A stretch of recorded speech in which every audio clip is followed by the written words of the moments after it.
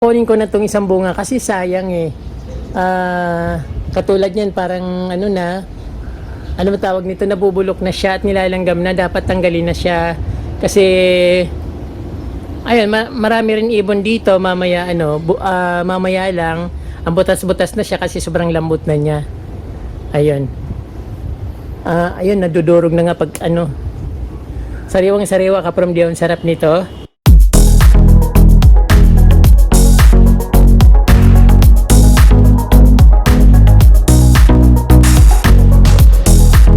Magandang araw sa inyo mga ka-From D at welcome back sa aking channel. At ngayon po, inutusan po ako mamitas ng papaya sa likod ng bahay. Pero kung bago lang po kayo sa aking channel, huwag niyo po munang kalimutan makapag-subscribe at pindutin po yung notification bell para updated po kayo sa aking mga bagong post na video. So ngayon ka-From D, lahat na halaman dito magaganda. Kaya bago ako pumunta doon sa likod ng bahay, gusto ko idaan ko muna kayo doon sa mga halaman na hindi ko pa naipakita sa inyo nung last kong video. So, as usual mga ka-From D, dahil maulan at medyo umuulan at malalakas palagi yung ulan lalo paggabi. So, gumaganda talaga yung halaman lalo ngayon. Medyo, yun nga, green na green yung kapaligiran dito. So, hindi ko akalain na sa isang iglap lang, yung tuyong-tuyo na grass, yung mga damo at mga halaman na nanunuyo at matatamlay dahil sa sobrang init. Ngayon, sobrang buhay na buhay sila ka-From D. Kaya, ito ka-From D, tingnan natin yung mga halaman na papunta doon sa taniman ng papaya kasi napakaganda rin at siyempre yung ka-From D yung papaya napakaganda at maraming hinog. So excited nga ako, sabi ko kung pwede ako na lang pipitas. Kaya ito ka-From D, papakita ko sa inyo, talagang matutuwa kayo at siyempre nakaka-inspire din yung ka-From D na magtanim kayo ng mga vegetable na sa likod ng bahay nyo o kahit sa harap, yung mga hindi naman masyadong abala kung maliit lang yung bakuran nyo. So perfect na yung mga, siguro yung ampalaya na sa gilid-gilid lang ng mga bakod. Yung papaya okay lang din kasi nasa gilid ng bakod. Yung mga hindi masyadong lumalaki ng gulay, magandang itanim sa ating kapaligiran. Ayun ka-From D. Kaya ito, ipapasyal ko ulit kayo kung ano yung makikita dito sa likod ng bahay ng aking kaibigan. Kasi malaki yung compound nila. So maraming tanim. So ang nagtatanim dito ng gulay ay si Ate Doris. Lagi kong binibida sa inyo si Ate Doris kasi napakasipag niya. Wala siyang kaarte-arte. Ayan ka-From D, tara na at tingnan natin yung mga halaman at yung naghihinugan ng mga papaya dito sa likod ng bahay ng aking kaibigan. Let's go! So ayun nga ka-From D, talagang ang ganda-ganda ng mga halaman ngayon dito. So ngayon, naipakita ko na sa inyo to, kaya gusto ko yung hindi nyo naman nakikita pa. Pero mayroon ditong isang napagandang lush na tea plant. So ito maganda ito ka-From D kapag anong tawag dito, kapag maganda yung weather condition, ang nito, nagkulay orange, yung dahon niya kulay orange. So ito parang pag dito siguro sa Manila ganito yung kulay niya, pero pagdating sa probinsya, so iba na naman yung magiging iba yung kulay niya, katulad ng mayana na pag nasa probinsya ang ganda-ganda, tapos pagdating dito nagiging kulay maroon lahat ang kulay. Ayan. So ito nga ka-From D, mayroon ditong napakagandang yung enjoy plant. Napakaganda rin tong idea sa mga gilid ng bahay. Pwedeng ito nga ginawa nilang hanging plant at napakaganda ka-From D. Ayan. Ang ganda ng pagka-design niya. So madali lang naman siyang buhayin, kaso lang napakatagal niyang lumago ng ganito. So kung meron kayo nito, simulan nyo na magpalago kasi matagal siyang humaba ng ganyan. Ayan. Siyempre meron din ditong dumpkin na variegated na white, neon, green. Ayan, napaka-lush niya at napakaganda. Ayan, nakikita nyo pa, kumakaway-kaway sa sobrang medyo mahangin kasi napaka-presko dito. At sa ilalim niya, ayan, may mga paso. Ayun. At dito ka-From D, meron silang dito, dragon tail. Yung halaman dito sa atin. So, local lang itong dragon tail na ito. Kasi sa amin, ang dami-dami nito sa mga gilid-gilid lang ng ilog, sa may mga punong kahoy, sa mga Sa niyugan, napakarami niya, pinuputol nga lang sa amin niya. Pero pagdating dito, parang namamangha ako kasi sobrang alaga nila dito at siyempre parang mamahalin na halaman, parang ganon. Parang napaka-pricey dito. Pero siguro sa amin parang gusto ko na rin mag-alaga. Pero meron akong ganito doon, kaso lang parang pinapabayaan ko na kasi madali kasing gumapang sa amin eh. Baka mapuno yung bakuran ko ng ganito, so wala na akong space. At ito naman ka-from day, syempre dati naman to pinakita ko na to. Kaya lang, syempre pag sabi ko nga pag umuulan, nagiging iba yung dating nila, nagiging lush. Ayan, napakaganda ng niya, dahon niya. Parang biglaan lang silang lumaki. Parang yung niluluto na chicharo na biglang lumaki. Ayan. Napakaganda niya ng mga ferns ito. Tawag dito yata yung Boston ferns. Wala ako nito doon sa amin. Pero ito kasi yung parang ginagawang hanging plant katulad nito. Napakaganda niya. Ayan, yun ang dito sa likod ng bahay ng kaibigan ko.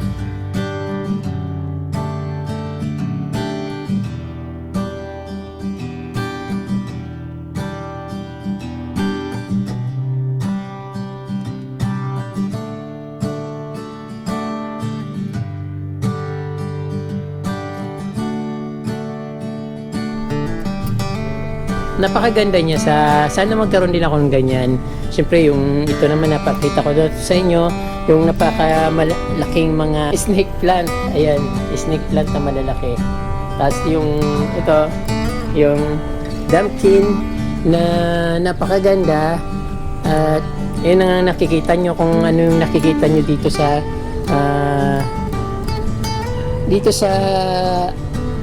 video. Yun na yung mismong kulay niya. Tapos medyo neon. Ayun, napakaganda niya, lush at napakatangkad. Sa amin kasi yung mga ganito kulay puti. Ayan, pero dito iba naman kasi yung niya, parang syempre kakaiba, yung mas maganda yung pag hindi ko pa nakikita, feeling ko yung napakaganda niya. At dito naman sa kabila yung lush na syngonium na puti. Ayan. Tapos yung aluminum plant na maliliit siya. Dati punong-puno dito ng ganyan na plants. Pero ngayon parang binawasan na nila at yan, parang yan na lang natitira. At yung ferns na sa puno ng kaimito.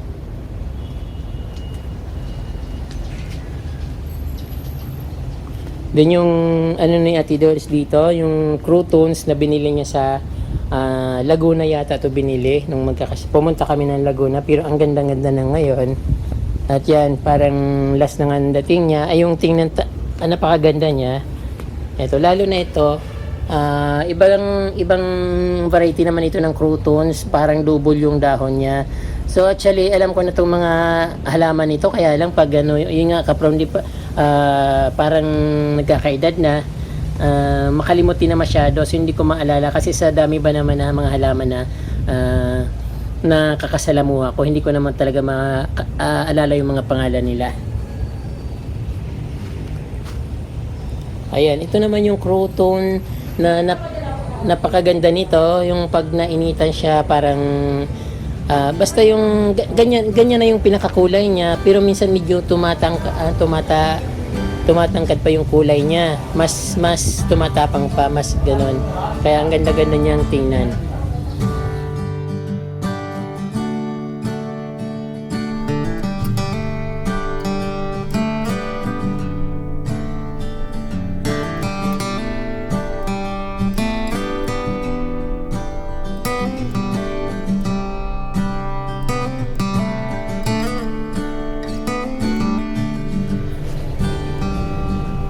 Ayun, dito rin may crouton sa likod. At yung fountain dito minsan-minsan lang binubuksan. Ayun. So ayun ka-from di, dadaling ko na kayo dun sa papaya. So napakaganda ng papaya dito kung makikita nyo, at syempre magiging rin kayo, parang gusto nyo rin magkaroon ng ganon. So alam ko very yun, inspirable yung papaya na yun kung makikita nyo. Ito rin kaprom di, meron din silang ano dito, lemon.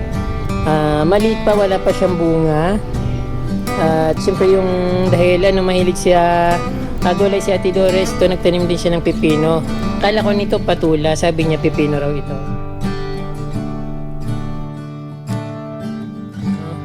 Yung bulaklak ng pipino parang ampalaya, pero yung dahon niya parang patula. Ayan. May bunga na rin siyang maliit pero parang hindi naman siya tutuloy. Napakaliit niya pa. Parang naninilaw. Ewan ko lang kung tutuloy siya, pero marami siyang bunga. Ayun. Hindi lang halata. At syempre, sabi niya mayroon daw siyang kalamansi dito, maliliit pa. So, ito siguro binili niya na ito na alam naman natin na may nabibili ng kalamansi na maliit tapos punong-puno ng bunga. At ito siguro 'yon. Ayun. Meron din siyang tanim dito na sili. So, meron na siyang bunga maliliit pero alam ko kinukuha niya na rin ito. Marami na siyang kinuha kasi kadalasan gumagawa siya ng spaghetti. So, dito niya kinukuha yung siling, ano ba yung tawag doon? Red chili. Ayun, red chili pepper. Then, ito nga may bunga na rin siya. Ayun. At syempre kaprom, meron pa rin siya ng tanim dito na mga gulay. Ayun pipino siya.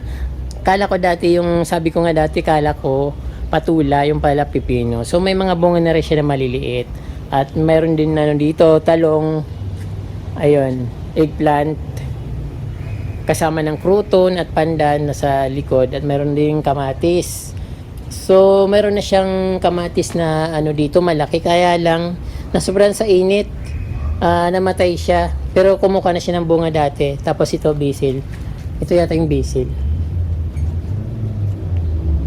Yun yung nilalagay niya sa nilalagay niya sa mga luto kasi mahilig sa pagluluto si Ate Doris. So halos lahat ng pagkain dito siyang gumagawa. Ayun si Ate Doris na napakabait na ate. Ayun, yung may mga talong dito.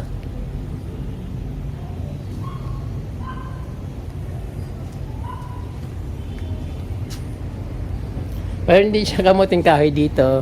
Pero hindi masyadong gumanda yung kamuting kahoy dito. Ayan. Alam ko gusto niya mainit, pero yung siguro dahil sa lupa dito hindi naman masyadong maganda, kaya ganyan yung hindi siya masyadong mataba. Kasi sa amin sobrang taba ng kamuting kahoy. Ito pala yung kamatis, may bunga na. Parang heart.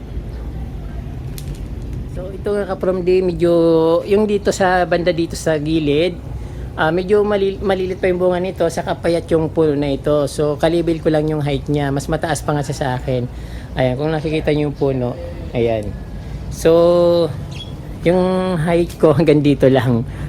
Hanggang dito lang yung height ko. So mataas siya sa akin. Syempre dito ayun, dahil umulan, medyo naka-absorb siya ng kaunting water dito sa likod ng bahay. So ayan, medyo lumaki-laki. At yan, halos ko nga lang kaano lang ng tuhod ko yung taas ng papaya dito. So kasing taas ko lang yung papaya na ito. So ito nga yung may hinog na siya napakaganda. At syempre ayun, syempre pag ganito kaprom yung nasa pag nasa bakuran nyo, parang nakakagigil, parang yung gusto mo nang pitasin kasi hinog na siya. Then ito marami pang bunga. At ayun, ayan kaprom di naghihinugan na siya. At napakaganda naman talaga kaprom di kung mayroon kayong ganito. Nakaka-inspired. Kung halimbawa, siyempre pag nandiyan kasi nasa inyong bakuran ito, yung pakiramdam mo parang masayang-masaya ka kasi may inaabangan ka na may hinog na, may gusto kang pitasin, hindi ka mapakali kasi baka nakawin ng ibang tao kahit nasa bakuran nyo. Kasi sa mga probinsya, open lang naman yung mga doon, hindi naman sila yung mga bakod na matataas. So pwedeng kunin ng kapitbahay or napadaan. So dito kasi sa Manila iba, may matataas ng mga bakod sila dito. So ayan nga from this. So napakababa nito at yun nga ang dami-daming hinog. Ito pwede na yan eh kasi dilaw na siya. Then puntahan pa natin yung isa dito na mas maraming hinog. Ayan nga from the nakaluhod lang ako dito sa harap ng sa sobrang baba niya.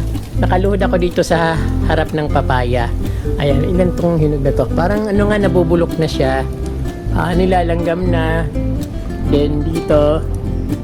So hindi magkakapantay yung ano niya, bunga niya. May maliit, may malaki. So ayun nga kapram, dahil hindi man naman masyadong magandang weather dito at yung lupa, siyempre hindi siya lalaki ng tudong-tudo. Pero yung alam kong papaya na ito, sa yung papaya na lumalaki na parang kasing laki ng basta yung malaking papaya kapram din na nakikita natin sa palengke. Yun.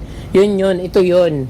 Kaya lang dito nga yung lupa dito hindi ganun kaganda at wala siyang na-absorb na mga minerals na pwedeng magpataba sa kanya. Kaya yan ang bunga niya ay maliliit. So ayun kapram di kukunin ko na itong isang bunga kasi sayang eh.